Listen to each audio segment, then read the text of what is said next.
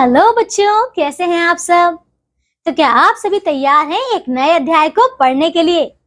आ जाइए बच्चों, अपनी अपनी किताबें कॉपी लेकर बैठ जाइए, क्योंकि आज की कक्षा में हम पढ़ेंगे हमारा अध्याय 7, जिसका नाम है हमारा झंडा तिरंगा। ठीक है बच्चों, तो चलिए, ये एक बहुत ही ज्यादा अच्छा अध्याय होने वाला है, क्योंकि इस अध्याय में हमारे तिरंगे के बारे में बताया जाएगा। तो चलिए बच्चों, इस अध्याय को बड़े ध्यान से सुनिएगा, ठीक है, और मेरे साथ साथ इसे पढ़िएगा भी, ठीक है। आइए बच्चों, हमारा पाठ शुरू करते हैं।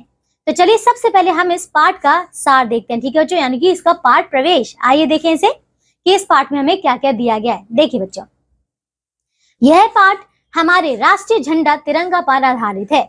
इसमें राष्ट्रीय ध्वज के रंगों के बारे में तथा कौन सा रंग किसका प्रतीक है आदि सारी विशेषताएं बताई गई हैं। तो बच्चों समझ आ रहे, देखिए इस अध्याय में हम जानेंगे कि हमारे झंडे में जो 3-4 रंग है उनका क्या महत्व है, ठीक है, बीच के चक्र का क्या महत्व है, बाकी तीनों रंगों का क्या महत्व है। ठीक है बच्चों, तो चलिए आइए बड़े ध्यान से पढ़िएगा, क्योंकि ये आपके लिए बहुत ही ज्यादा आवश्यक है। आइए बच्चों जानते हैं इसे, ठीक है। चलिए बच्चों,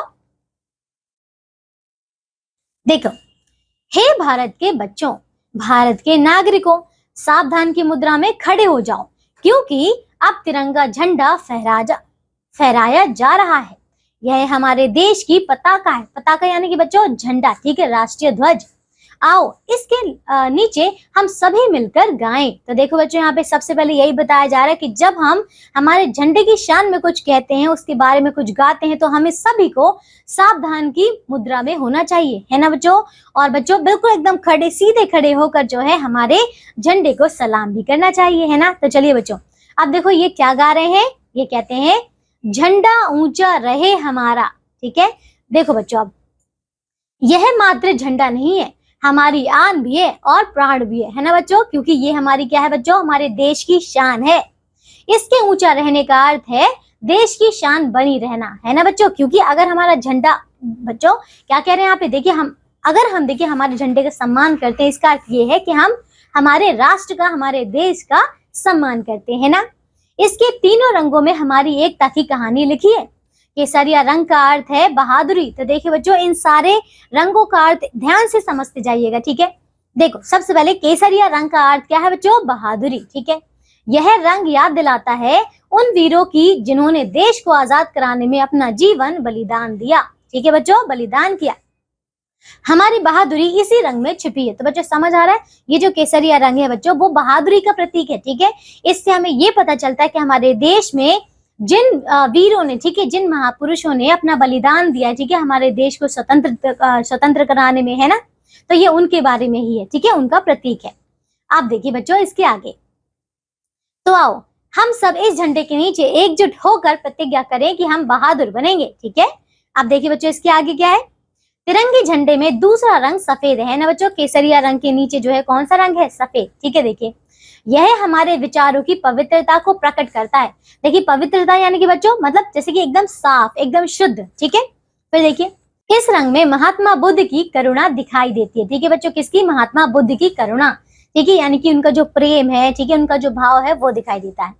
गांधी जी की अहिंसा मुस्काती है, ठीक है बच्चों। अहिंसा यानी कि जो कि अहिंसा के मार्ग पर हो, ठीक है, ना ही किसी से झगड़ा करना, है ना, ये सब।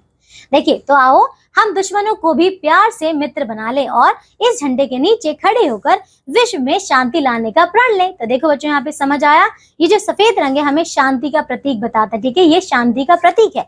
हमें बताता है बच्चों कि ये अहिंसा से हर कोई काम जो है यहाँ पे करना है, ठीक है बच्चों, समझ आ रहा है।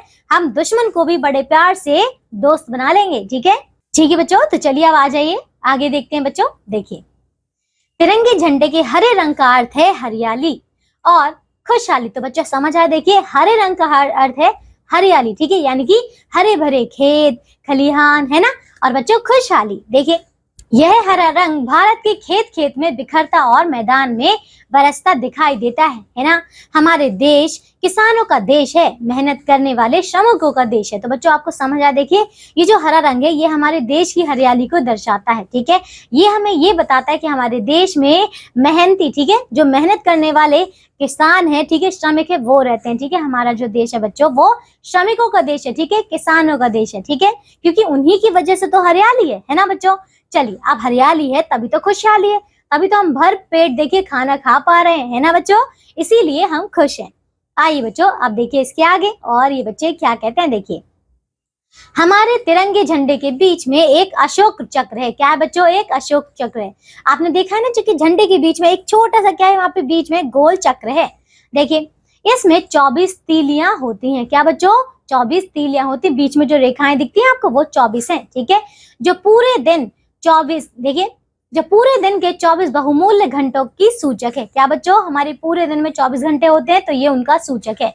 ठीक है, बहुमूल्य यानी कि ये, ठीक है, तो ये हमारे पूरे, देखिए, पूरे दिन के 24 घंटों के बारे में हमें बताते हैं, जिसका कोई मूल्य नहीं। ठीक है, फिर देखिए, यह चक्र गति तथा प्रगति का प्रतीक है। ठीक है बच्चों, ये चक्र हमें ये बताता है कि हमारी दिन प्रतिदिन क्या हो बच्चों, प्रगति हो। ठीक है, अब देखिए, गति जीवन है। ठीक है, सफेद पट्टी के बीचों बीच बना यह चक्र शांति के लिए परिवर्तन लाने की शिक्षा भी देता है। ठीक है बच्चों, तो बस देखिए, एक तो सफेद रंग है, तो सफेद रंग यानी कि बच्चों शांति का प्रतीक, और ऊपर से बच्चों चक्र है यानी कि गति। ठीक है, तो शांति के मार्ग, अहिंसा के मार्ग से आगे प्रगति करने का ये संदेश देता है। ठीक है, अब देखिए, तिरंगा झंडा हमारी स्वतंत्रता है और सम्मान का प्रतीक है।